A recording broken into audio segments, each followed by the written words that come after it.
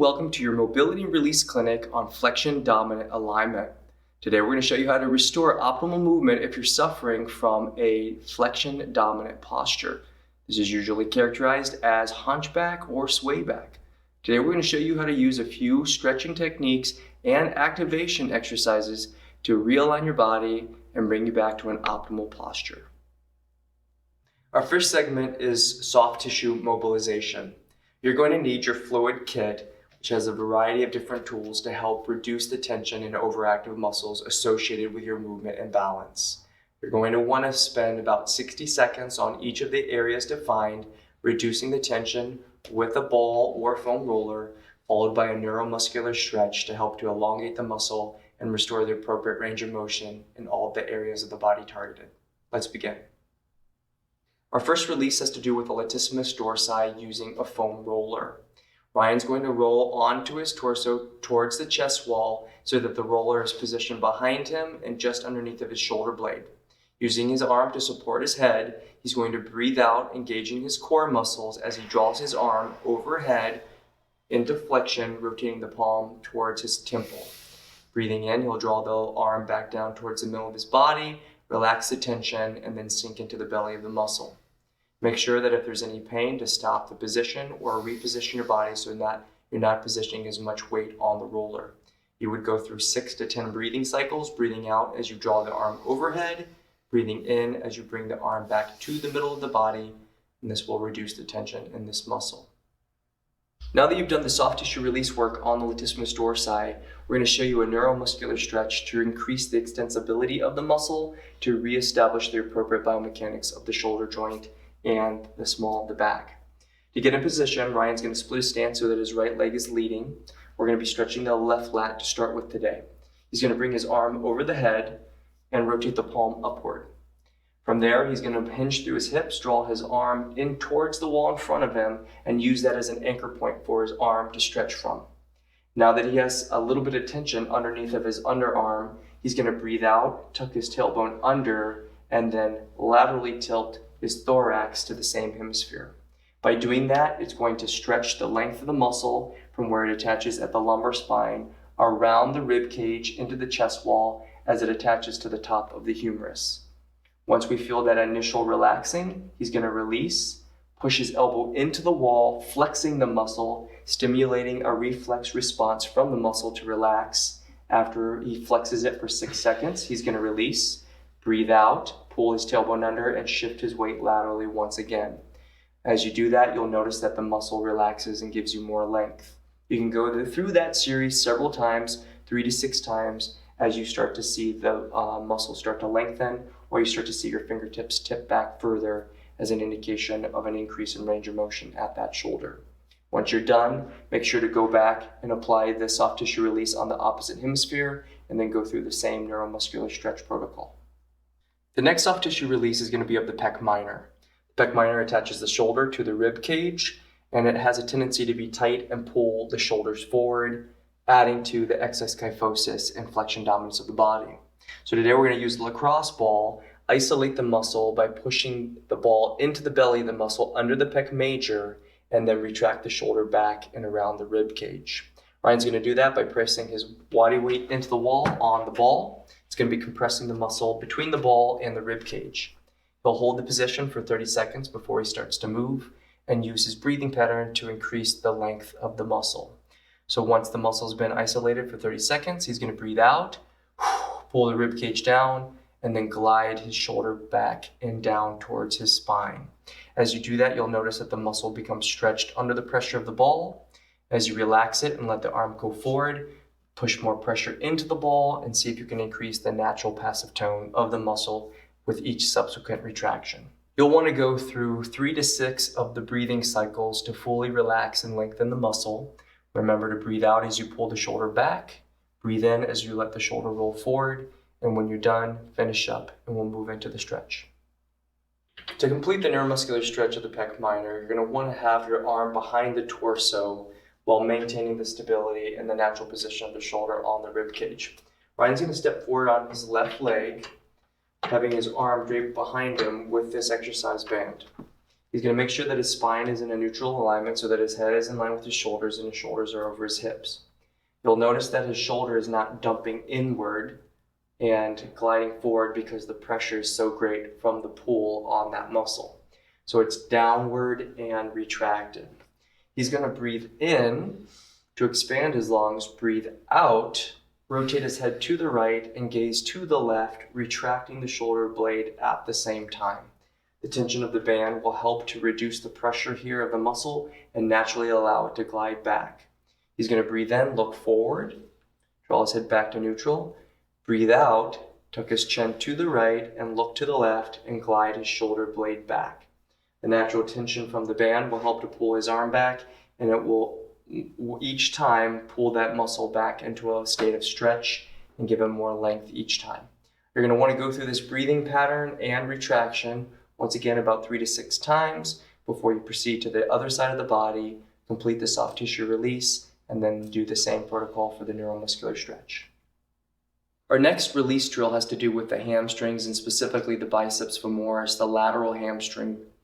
The hamstrings have a tendency to pull our pelvis under, creating a rounding of our spine, altering the shoulder mechanics and the way that our head is positioned on our spine. It's very important that we reduce it. So we're going to use our fascial release ball underneath of the leg. To identify the muscle, you're going to want to bend the knee and rotate the toe out, and then feel behind the knee. You'll feel a tendon flare. Once you've identified the tendon, that is the bicep femoris on the lateral aspect of the femur. Trace it up underneath the belly of the muscle about 2 to 3 inches, and then you'll find a tender spot. At that point, you're going to brace down your weight onto the femur, pushing the leg down onto the ball. This will compress the muscle between the femur and the ball. Now, holding that pressure on the muscle, we'll hold it there for about 30 seconds until we get a reflex release response from the muscle. And then you're going to begin to breathe in and straighten the knee, rotating the toe internally until you feel the muscle want to fight back or start to quake. That reflex response is not appropriate and we don't want to go beyond that. As you breathe in and lengthen the muscle, you'll notice that it will soften and you'll be able to sink into the ball as you let the knee go back down into flexion each time. Go through the process roughly 6 to 10 times, breathing in as you straighten the knee, breathing out as you let it come back down into flexion, and then we would move into the stretch of the biceps femoris. To complete the stretch for the bicep femoris, you're going to need an exercise band anchored to a wall or somewhere behind you. You're placing the band around the groin, pulling the femur back posteriorly. Now from this position, Ryan's going to stick his leg forward, keeping the knee extended and the toe pulled up to his shin. The goal here is to make sure that the movement happens through the socket of the hip and not through the lower back. So he's going to make sure to maintain the erection of his lower lumbar spine. With that in mind, he's going to tip his hips back until he feels the first natural point of resistance, where he's going to feel the hamstring either attachment at the tibia or up in the pelvis. With that muscle at its natural passive range of motion, he's going to breathe in, arch his back, pull his arms behind him, keep his chin tucked, pull his toe towards his shin and flex his quad, and then relax, breathe out and bend the knee, flexing the hamstring for 6 seconds. Relax it, breathe in, pull the toe towards the shin, engage the quad, keep the knee straight and the back straight, and then sink in deeper and deeper each time. So he's going to go through that cycle of flexion for 6 seconds, relax it, straighten the knee, pull the toe up, engage the quad, arch the back, and then sit back deeper. Recall that the muscle should stretch, allowing you to extend further and further, getting into flexion through the pelvis without it reaching into your spine and pulling the back under. You would go through again 6 to 10 cycles of breathing before you would release it, and then go through the soft tissue release and stretching protocol on the other hemisphere. Our final soft tissue release drill has to do with the lateral portion of our calf musculature. This is called the lateral gastrocnemius. It attaches from the Achilles up to the femur, and it pushes our feet into the ground. This contributes to flexion dominance, so we want to reduce it. So Ryan's going to get the ball, his lacrosse ball, underneath of his calf. He's going to trace his Achilles up along the lateral portion until he feels the first tender spot in his calf muscle. With the weight of his leg on the ball, he's going to drape his opposite leg onto the shin to increase the tension until there's a sufficient amount of pressure being pressed down into the belly of that muscle. If it's too tight, you'll feel the muscle guards or will want to flex, and it won't let you, again, get the muscle to relax. So make sure to gauge the tension by the response from the muscle. Once the pressure is applied to the muscle for roughly 30 seconds, he's going to begin to move through the joint that the muscle attaches to by pulling the toes up towards the shin and internally towards the middle of the body. As he does that, he's going to breathe in, flex his quad, and then relax, release, and then sink into the belly of the muscle, looking for an increase in passive tone so that the ball will sink in deeper each time. As we've been doing this with the other muscles, make sure to go through 6 to 10 breathing cycles and movement through the joint, and then move on to our stretch. Now we're going to complete a neuromuscular stretch of the calf musculature. Ryan's going to position himself in front of the wall, extending the leg behind him that we just rolled on. First, before we go into the stretch or use additional body weight or loading, we're going to facilitate the stretch by engaging the muscles that are on the opposite side of the joint. So Ryan's going to flex the tibialis muscles by pulling his toes in towards his shin. With that as tight as it can get, he's then going to leverage his body weight to create additional force to help to pull these gastrocnemius muscles into stretch. We don't want to go so far that the foot rotates out or buckles in at the ankle, called pronation. So we don't want it to roll inward. You want to make sure that the tibia or the kneecap tracks over the second toe. Now with that as your general position, you're going to lean forward, pull the toes towards the shin, breathe in and flex the quad. As soon as you get into that position, bring the other leg up into the air, draw it across the body gently, and then breathe out, relax, sink into the stretch deeper, and push through your palms to see if you can get more leverage into the ankle, and then again, get the heel to come down closer to the ground. Let's repeat that by breathing in, pull the toes towards the shin, flex the quad, lift the leg up into the chest on the opposite side, pull the toes towards the shin on the affected leg, breathe out, relax, and sink. At the bottom of the stretch, you can push through the toe box, lifting the heel off the ground, flexing the gastroc, hold it there for 6 seconds, then relax it, sink down, breathe in, pull the toes towards the shin, flex the quad, lift the leg up, bring it into flexion, and then relax and sink further. As usual, we're going to go through 6 to 10 cycles of this relax and then flex response to get the muscle to relax even further, trying to get more extensibility out of the muscle and a deeper angle at the ankle. Once you're done, switch to the opposite side, complete the soft tissue release, and then go through the same drill. Our second segment has to do with the activation of the underactive or phasic muscle groups of the body. Certain muscles are overactive, altering the joint centers, which then alter the mechanics of those joints. Certain muscles then become weak or phasic or limited in their capacity to recruit. Today we'll show you how to engage those muscles to reestablish the natural position of the joint center, increasing your efficiency in movement and maintaining the appropriate mechanics through the body. The exercise we're going to use to strengthen our overall posture is called a laying prone cobra. This is going to be recruiting the lower back erector muscles along with the deep cervical flexor muscles together to maintain a neutral spinal alignment. Traditionally, when we have flexion dominance, the posture resembles a hunchback. So Ryan's going to go into this rounded kyphotic position, increasing a C-spine curvature. As his hips tilt under, he's going to tuck his hips under.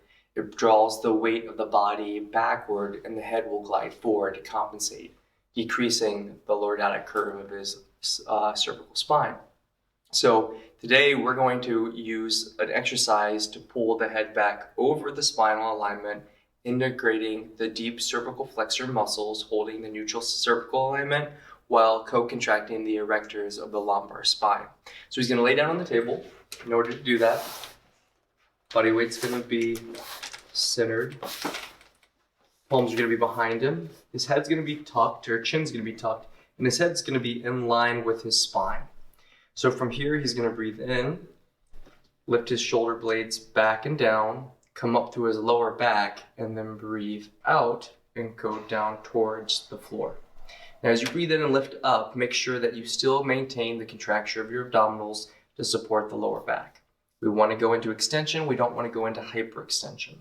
Also, make note that as you come back towards or off the table, that the shoulders don't shrug up towards the ears. Push the fingertips down away from the shoulders towards the heels to keep the shoulders unloaded. Last point, make sure that the legs don't lift up with the torso. So we don't want the toes to come up off the table going into hip extension at the same time. They should stay neutral and the feet should stay within the hip line as you come through this position. He's going to come up for a count of 2, down for a count of 4 for 2 sets of 20 repetitions, giving yourself 60 seconds to recover in between each of the sets. And that would take us through the activation before we get into our final integration. Our third and final segment is integration. This is the coordination of multiple joint movements happening simultaneously while your body is able to maintain the appropriate force couple or muscle coupling relationships to support the joint centers and appropriate biomechanical movement patterns. This is how we upregulate your central nervous system. This last exercise is considered an integration exercise. Recall that integration means that we're going to be sequencing multiple muscle groups to support the body as it would be intended to provide functional movement. Today we're going to engage a whole sling of muscles called the posterior oblique sling. This involves the gluteals on one hemisphere of the body with the lats on the opposite. They work together to provide propulsion. So as we step forward, the glute will stretch in the swing leg, the lat will stretch in the outreached arm, and they will flex together to pull your body weight through space. So we're going to teach you how to engage these muscles together, synchronize that action while maintaining the adequate lumbopelvic hip stability and spinal alignment. So to do that, you're going to lay supine with your face up. You're going to have a foam roller under the affected leg that we're going to target, and this is going to be on the right side for Ryan. He's going to flex his leg down by pushing his leg down into the roller using his glute, and at the same time he's going to co-contract the flexor on the opposite hemisphere. Now the goal here is that by engaging these sets of muscles, that he's not distorting or moving at the hip or the lower back. So the goal is to maintain adequate lumbopelvic stability while learning how to co-contract these mechanisms and then feeding it into the upper body by contracting the lat on the opposite side. So he's going to push the left arm down while he pushes the right leg down. Breathe in and lift the leg up together, and then breathe out together, engaging his abdominals to control his pelvis as the pressure of his quad on the swing leg pulls it down. So we're going to try to contain that. He's breathing in, lifting the leg up, flexing the glute and the lat, but pushing the arm into the table together, and then slowly letting the leg down. Good job, Ryan. So you would want to go through 2 sets of 20 repetitions. You noticed how slow and methodical this was for Ryan. Make sure to keep the deep cervical flexion by keeping your chin tucked. If you're having a hard time keeping your head in line and there's excess extension, throw a couple towels under your head to brace your head up. And once again, make sure that the body is synchronizing these actions all together. One more time, you're going to do 2 sets of 20 repetitions with 60 seconds in between to recover. And that would bring us to the end of this segment on integration. This brings us to the end of your mobility and release clinic. Make sure to apply the techniques that you learned today 2 to 3 times to optimize the results. If you have questions, reach out to us at admin@fluidhealthandfitness.com or touch base with one of your movement specialists. As always, your body's designed to move, so stay in motion, and we'll see you next time in class.